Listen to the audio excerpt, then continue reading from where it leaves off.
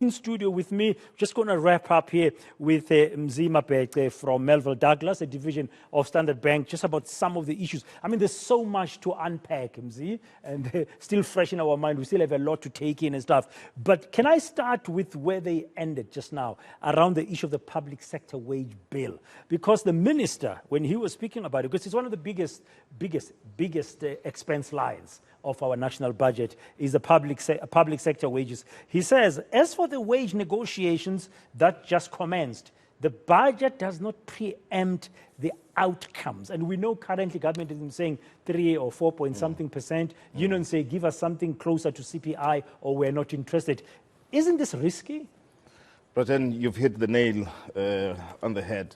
That's where the risk lies. Most especially if you say is you want to consolidate. You want to embark on fiscal consolidation, which of course they've been doing. This minister and the previous minister have actually been quite very prudent and in consolidating the fiscus. But herein lies the risk. The minister told us that, for instance, Eskom's debt inheritance will lift the debt matrices. And secondly, the outcome shall not be preempted.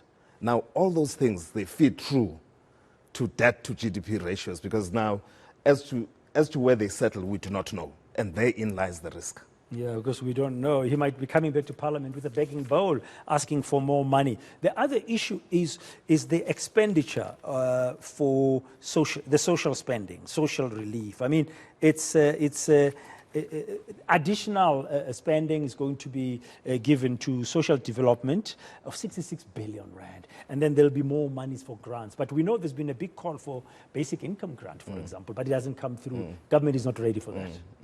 No, but then I think between me and you, and in general, I do not think there is any South African who would say there is no need for a basic income grant in South Africa. The question is, can, at this stage, given the economic climate, can we afford a basic income grant, and how much would that be? So I think hence we've seen these social, what they call SDR, these social distress relief grants. And of course, there'll always be criticism as to how far can 350 go? But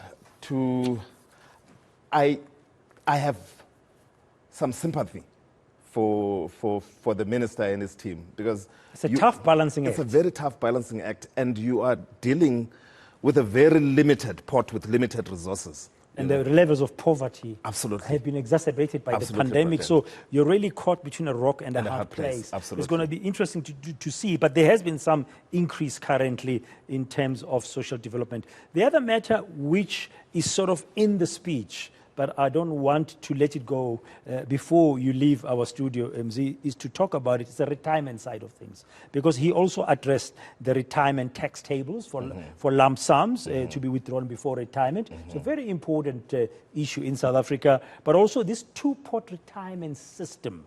Can we start there? This two-pot retirement system, which he says they still intend to publish revised draft legislation around. Absolutely, absolutely, President. I think for me, in a nutshell, what used to happen if, for instance, you left your job and you belonged to a pension fund, and you were saying, well, I'm leaving my job and I want to do whatever I want to do, you would withdraw from your pension fund or provident fund. And in a provident fund, it would be 100% withdrawal, and you would do whatever you pleased with that money. Now, what government has said, because they want to promote retirement savings for individuals. Secondly, because if we do not put money aside for our retirement, we become a burden on government.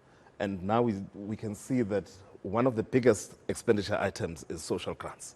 So they want to promote retirement savings to relieve government of that responsibility. So now what they're saying is that, and government does recognize that, particularly with the impact of COVID that it has had, it has decimated jobs, and people would want to access some of their retirement savings. So now, the suggestion is that let's create two pots.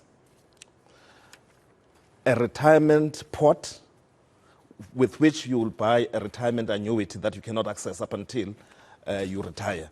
So you've got 100 rand, 66 rand goes to the retirement pot that you cannot access up until your age of retirement. And with that 66 rand, you will buy a retirement annuity. And there's this, what they call a savings pot. So where your other 33 rand will be housed. And with that 33 rand, you can access it at least once a year. Okay, those are the two pots. Those are the two pots. Okay. So hence the two-pot retirement system. In one or two words, as we conclude, as we conclude with you, Mzi, how would you describe this budget speech?